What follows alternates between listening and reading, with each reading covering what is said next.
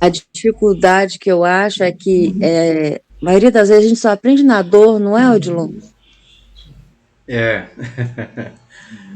Ai, é difícil demais. E não precisa, né? Essa que é a questão. Não, Que às vezes a gente, exatamente. principalmente o espírita, ele é taxado assim, espírita gosta de sofrer, ele fica nessa questão de lei de causa e efeito, de reencarnação, e ele diz que tem que pagar, que tem que.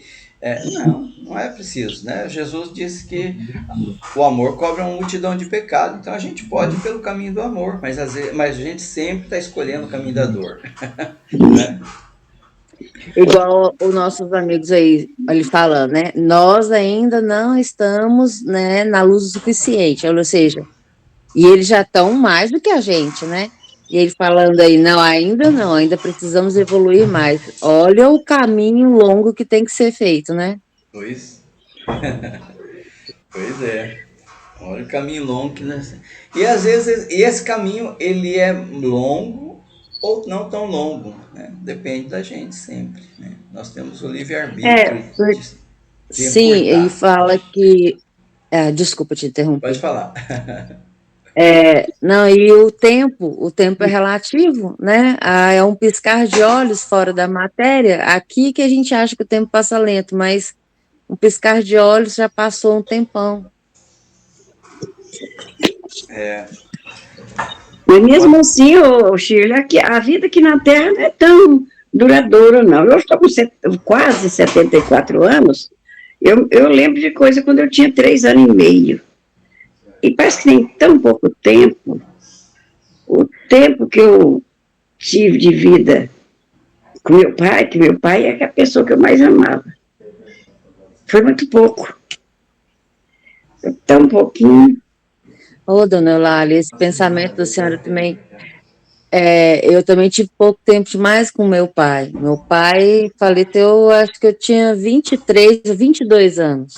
E ele também era meu melhor amigo, assim. E eu fiz 50 esse ano, de 2024. E também parece que foi um piscar de olhos.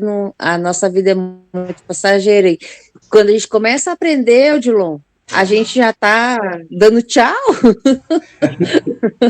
Faleceu, eu né, tinha dona Eulália? 42 anos. Eu tinha 42 anos quando ele faleceu. Vai fazer agora 32 em junho, que foi. Esse foi. Pois é, a vida é pequena. Não dá. É, Dá para a gente fazer muito pouca coisa. Por isso que a gente tem que aproveitar o tempo. Porque dá para viveu, fazer muito pouco. viver cada momento, né? É, Viver, essa que é a não palavra. pode esquecer o tempo. Mas quando a gente começa a aprender o que a gente tem que viver, a gente já está partindo, Pois é. porque a gente demora demais para aprender, e Acordar, mesmo né? assim ainda. Isso, a palavra é acordar, João, muito bem, isso aí, dona Lalinha. O Cristo mesmo estava me falando ontem. Eles que lembram direitinho, quando ele tinha mais ou menos uns 7 anos, uns 6, 7 anos, quando a gente morava em Minasul, tinha lá o centro do Seu Getúlio, que agora hoje parece que é a casa de idoso lá. Eles se lembram, eu arrumava ele bem arrumadinho, mas a Régia, acho que ele não tinha nem estudo, não, tinha menos ainda. Ele deve que tinha uns 5 anos. Eu arrumava ele bem arrumadinho e nós pegávamos na mãozinha de um e do outro e ia para o centro. Na época eu tinha só os dois, não tinha os outros dois filhos. Eu tenho 4, eu tenho 2 mais velhos, depois passou uns tempos eu tive mais 2 encarreadinhos. Então, ia pegando na mãozinha de um e do outro para levar na escolinha dominical que tinha lá, tinha uma escolinha no domingo para as crianças. Eu lembro direitinho dos ensinamentos que tinha lá para as crianças. A gente lembra das coisas da infância da gente. E na infância, eu acho que é o que fica mais guardado na mente, que a gente aprende na infância. É, também. E aí a Nossa, eu gente. vou fazer uma observação com relação à memória, dona Lalinha e Odilon. Ah, O meu irmão do meio é igual o Christian, lembra de coisas assim de 3 anos, 4 anos de olha, idade. esse é Eu difícil. não me recordo de nada. Eu mal me recordo de coisas de meus 14 anos, acredita nisso? Eita. Eu aprendi a ler e escrever, eu ainda não tinha completado 4 anos. Ah, Meu pai que me ensinou a ler e escrever, porque a minha irmã mais velha completou idade para ir para a escola e eu não tinha idade, né? Naquela época eu tinha que completar 7 e ir para a escola. Ela completava 7 em janeiro e foi. E aí eu não tinha idade, ela comprou o mesmo material que ele comprou para ela e comprou para mim. E ele foi ensinando eu em casa. Eu aprendi e ela não aprendeu, ela chorava, coitada. Porque ela não aprendia e eu já tinha aprendido tudo. Aí o meu pai disse que achava até engraçado que eu fazia as leituras de cabeça para baixo ou de cabeça para cima, só que eu trocava o P, o D, o Q e o B. Eu trocava eles de lugar, porque virando de cabeça para baixo, um vira o outro, né? Aí eu trocava, mas eu falava direitinho. Eu é. Ô, escrevia Monique, direitinho. É. Muito bem. Então, essa questão do passado, né? É interessante que a gente olha e daí a gente pensa, será que eu vivi mesmo, né? Eu aproveitei aquele momento? Eu tenho saudade, né? Mas eu aproveitei ele na sua inteireza, né? Vivi ele de forma completa, saboreei a vida naquele momento, né? Que é as perguntas que a gente faz, né? E daí quando a gente faz essas perguntas, a gente daí tem que remeter para o agora. Eu estou aproveitando o meu presente momento? Eu estou vivendo ele de forma mais completa, intensa? Eu estou curtindo a convivência com os meus, a natureza, com todos, com os momentos que... Porque esses momentos também, eles vão passar e não vão voltar, né? Pode vir outros melhores ou até piores, mas esse aqui não. Esse é o único, né? Então, eu penso que essa volta ao passado, ela tem também essa importância, né? De a gente falar, bom, sempre é o momento de viver, sempre é o momento de aproveitar. Eu estou na minha melhor fase. Como foi dito, né, pela Shirley mesmo, né? Nós estamos melhor hoje, né? Porque nós estamos sabendo mais das coisas, né? Até a gente pensa assim, né? Se eu vivesse aquele momento agora, como é que eu me comportaria, né? Como é que eu aproveitaria ele? Aproveito agora. E então sempre tendo na mente, eu sou a melhor fase de mim mesmo, né? Hoje, não é não? Afinal, eu avancei, eu evoluí, né? Então eu estou melhor, né? Eu sou a melhor. Ou eu sou, ou eu tenho que ser, né? Tem que ser. Não é possível que eu regredi, né? Então eu sou melhor, Ué. né? Sou a melhor fase de mim mesmo, né? Então que eu conviva com essa pessoinha que sou eu de forma melhor possível, harmônica, né? Com alegria de viver. Muito bem. Então, o adversário, nós estamos falando aqui, né? O adversário é o nosso instrutor eficiente. Ele nos aponta o dedo, ele nos mostra onde a gente precisa consertar, né? Então, os nossos inimigos é o nosso melhor espelho, né? Foi a Shir está lembrando do espelho, né? Da projeção, que inclusive o Cristo, né? Quando ele fala do argueiro do cisco, né? Olhas no olho do outro, um argueiro e não vê a trave que cobre teu olho. Então é a projeção, né? No outro é um espelho de nós mesmos, né? E a maioria das vezes nós temos bem acentuado em nós aquilo que a gente vê no outro, de forma assim disfarçada, né? Aqui dentro, às vezes a gente não manifesta, não mostra, mas está aqui dentro guardadinho. Afinal, nós estamos num mundo de prova e expiação, onde predomina o mal. Se predomina o mal e nós estamos aqui, logo o mal está dentro de mim também. Não adianta eu querer achar que eu sou um emissário de Deus, né, que caiu aqui por engano, né, um anjinho que caiu por engano no mundo de prova e expiação. Não sou, não. Faço parte de tudo isso. Muito bem. Está aí ele chamando a atenção então para o Segismundo. Modifica as vibrações dos teus pensamentos. Também é um chamamento para nós, né? Não modificar as vibrações do nosso pensamento. Pensar coisa boa, pensar positivo. O otimista não perde nunca, sempre ganha. né? Por que a gente tem que ficar mergulhado, né, nas coisas ruins dos nossos pensamentos atravessados? Se a gente já sabe que isso nos faz mal, nos corrijamos, né? Veio aquele pensamento desajustado, vamos mudar a vibração, vamos colocar uma música, vamos observar a natureza, vamos observar uma criança, né? Nos conviver mais com os nossos netinhos, né? Nossos filhos e vamos modificar as vibrações dos nossos pensamentos. Receba, agora ele falou aqui, ó, receba com caridade o mendigo que te bate a porta. Lembremos sempre que ele está chamando a atenção, né, do Adelino com relação ao Segismundo, né, que apresentava uma aparência deplorável, uma aparência muito triste, né? Então receba com caridade o mendigo que te bate a porta, quando não tenhas adquirido ainda bastante luz para recebê-lo com o amor que Jesus nos ensinou. Por enquanto a gente ainda está na fase da caridade, né? De auxiliar aquele lá com caridade. A gente ainda não tem aquele amor que do Cristo para com o próximo, né? Mas que seja caridade. Nós estamos caminhando para isso. Vamos trabalhar isso, que um dia todos nós seremos anjos, como diz a música, um dia nós receberemos com o amor que o Cristo nos ensinou. Mas por enquanto, pelo menos com a caridade, vamos receber. Então a Adelino ficou impressionado com aquelas palavras, né? As lágrimas desciam o tempo todo. Aí ele voltou-se para o Segismundo, a hora que ele foi tocado. Voltou, encarou ele de frente, né, o Segismundo, e Alexandre, como aproveitando aquele momento, né, de emoção, de sensibilidade, contempla o pobrezinho que te pede socorro, observa-lhe o estado de humilhação e necessidade, imagina-te na posição dele e reflete. Então vamos refletir. A pessoa que está numa situação, a humilhação, né? Que ele está, né? O estado de humilhação, a situação que ele está.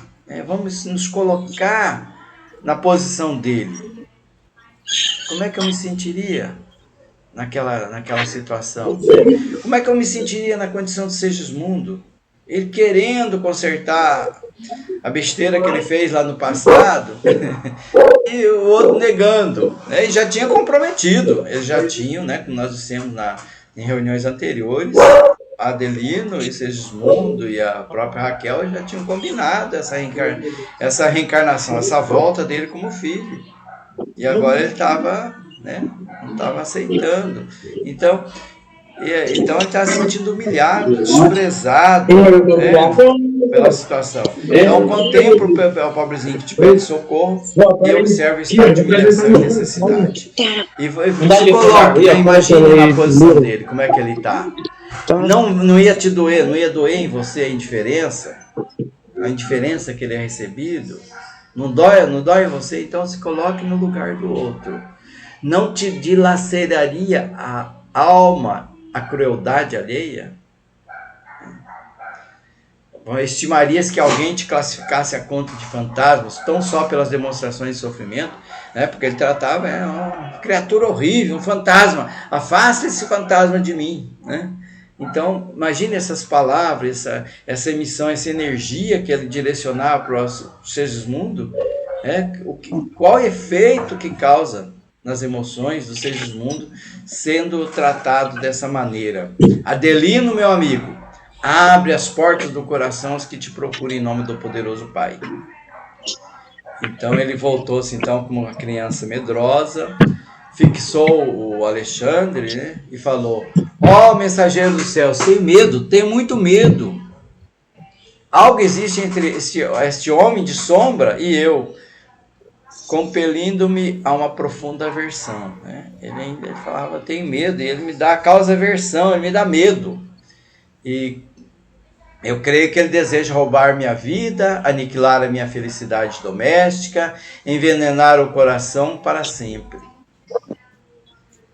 E então o André percebeu que ali estava Adelina estava de alguma forma, né, não tendo clareza nas lembranças, mas sentindo que que o Segismundo tinha feito no passado. Ali era uma reminiscência daquela reencarnação desastrosa em que eles viveram, em que um fez mal para o outro, matou, e o outro... a Raquel foi pro prostíbulo, e o Adelino também guardou ódio, ressentimento e tudo mais. Então ele estava tendo uma reminiscência ali, não sabia bem o que causava aquela aversão que ele tinha ao Segismundo. Ele é a vítima, né? O Adelino foi vítima no outro tempo, e ele não conseguia ter clareza em tudo aquilo ali, mas sentia, né? As emoções dele mostrava alguma coisa e trazia nele então essa ansiedade dolorosa. Então Alexandre deu um tempinho e voltou a falar: não deves permitir a intromissão de forças negativas e destruidoras no campo íntimo da alma. Então não fica pensando, por que eu sinto isso, né? O que está acontecendo? O que eu fiz para ele? O que ele fez para mim? Vamos caminhar de agora em diante, de agora para frente, né? Não deixa que essas forças negativas e destruidoras te dominem, né? A alma, vamos para frente. E é sempre possível transformar o mal em bem, né? Então o mal pode ser transformado em bem, né? É sempre possível. Quando há firme predisposição da criatura a serviço da fidelidade do Senhor. Se você quer realmente, se eu quero realmente, eu posso transformar o mal no bem, né? Porque está dentro de mim isso. Então, considera, meu amigo, as grandes verdades da vida eterna. Considera os ensinamentos do Cristo, né? As grandes verdades da vida eterna. Ainda que este irmão te procura na condição do adversário, ainda que ele te buscasse como inimigo feroz, deverias abrir o espírito fraternal, né? Ele não estava ali procurando ele como inimigo, ou seja, Jesus não estava procurando Adelino para fazer mal, né? Com ódio, alguma coisa assim, não. Ele estava procurando como pedinte, como mendigo mesmo, como disse ali, né? Pedindo ajuda, pedindo socorro. Mas se fosse o contrário, que ele tivesse vindo ali de forma raivosa, né? Com um inimigo feroz, ainda assim deve-se abrir o espírito fraternal. Toda reconciliação é difícil quando somos ignorantes na prática do amor. É difícil a reconciliação, porque nós não sabemos amar, não sabemos o que é isso. Como foi dito lá atrás, quem que nós amamos? Os nossos amigos, nossa família, né? Aqueles que nos admiram, aqueles que são justos, aqueles que são bons, que são intelectualizados. Então a gente não sabe amar. O Cristo veio com a nova proposta: amai os inimigos, fazer o bem àquele que te faz mal. Olha só, né? Se a pessoa te injuria, você deve ir lá e falar bem dele. Ele que fala mal de você, vai lá e fala bem dele. Acha coisa boa na pessoa. É essa a lição do Cristo. A lição do Cristo é muito clara, né? Não sei por que a gente ainda teima em tentar modificar ela, né? A gente vê pessoas religiosas até, né? Líderes religiosos, distorcendo completamente a mensagem do Cristo. Nas palavras, no ensinamento que dão às suas, entre aspas, ovelhas. E nós fazemos isso também na prática. Agimos muitas vezes assim. Então, é difícil porque nós somos ignorantes, então, na prática do amor. Mas sem a reconciliação humana, jamais seria possível a nossa integração gloriosa com a divindade, né? A gente só vai se aproximar de Deus se a gente cumprir com a sua lei, né? Não tem outro caminho. Então, ele estava chorando assim demais, né? Estava mostrando assim uma angústia, uma emoção muito forte. E Alexandre então chamava a atenção dele: não chores, equilibra o coração, aproveita essa oportunidade sagrada, né? É a chance que você tem, né? Quantos queriam a chance dessa e não estão tendo? E você está tendo a chance. Então Adelino enxugou as lágrimas e pediu para o Alexandre: me auxilia, né? Me ajuda, pelo amor de Deus. E o Alexandre percebeu a sinceridade naquele pedido e aproximou dele e convidou o Segismundo a se aproximar dele, né? Do Adelino. Ele levantou-se cambaleante, angustiado, amparando então o Adelino. O Alexandre indicou a figura do ex-assassino e apresentou: este é o nosso amigo Segismundo, que necessita da tua cooperação no serviço redentor. Aproximou dele, pedindo para que ele se aproximasse. Nosso tempinho está acabando. Comentários?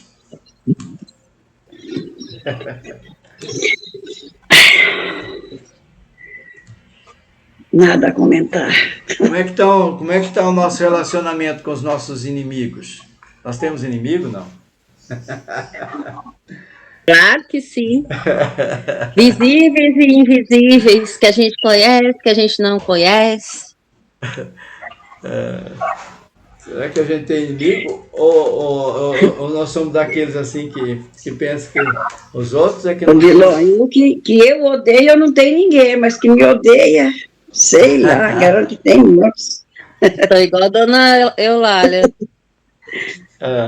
Eu não odeio ninguém, graças a Deus, amo todo mundo. Mas que me odeia, capaz que tenha muitos, porque a minha batalha não é pequena. E também a gente nem sabe, às vezes, o poder de uma palavra que você fala sem nem um propósito de mal, mas o outro está num nível de frequência que está achando que aquilo é ruim para ele e toma aquilo como uma dor profunda que você nem percebeu que fez. Aí quando você descobre, tem uma pessoa que te odeia. Então, assim, sem a gente nem querer. Aí outra, e se a gente não tivesse inimigo de longe, a gente não estava aqui. A gente estava em outro lugar melhor, né? Com certeza, né? Isso mesmo. Dona Diva? Oi. E aí, o que a senhora me diz? Quer comentar alguma coisa? Não, ainda não estou muito. A senhora não está bem? Hoje eu não estou bem mesmo. Tá. Você não viu que eu já dei uma sumida umas 3 vezes? Vou tomar remédio, vou tomar água. Ai, não estou boa hoje, compadre. Compadre mesmo. Serve, compadre é aquela pessoa mais próxima, né, que é o mais próximo do amor. Isso. A gente é amor antigo, né? Muitas vezes o sofrimento é o bem, né? Muitas vezes o sofrimento é o bem. Eu convivi com a Dona Diva quando eu era menino. Quando eu te conheci, Odilon, tu tinha 5 anos, né? Então, eu imagino que eu devo ter aprontado muito com a senhora, hein? Muito. Não, até que comigo não, mas com as crianças, com a Terezinha e com a Tânia, com a Ana. A Tânia era pequenininha, muito chorona, você lembra? Escondia. Então provocava ela e fazia chorar. E nós ria, eu e a comadre, né? Porque a gente ralhava com vocês, porque eu ralhava contigo. E ela também, né? Com a Tânia, que a Tânia era muito chorona, né? Mas é uma amizade muito boa que eu tive muito com vocês. Tudo. Então, e voltando à questão do nosso estudo de hoje, nós vivemos esse momento intenso. Foi bom? Foi bom, né? Foi bom, sim. Foi bom, gostei.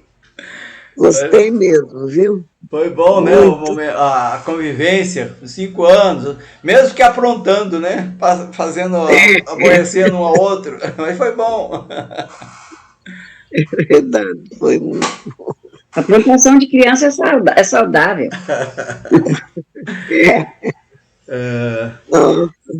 Então tá, vamos encaminhando para o nosso encerramento.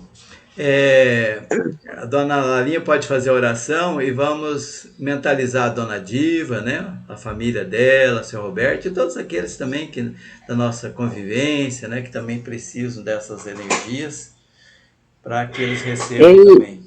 Eu quero também, vamos mentalizar também a sogra do Cristiano, que ela está na UTI, em fase terminal, e tem sofrido muito, essa senhora, mas muito.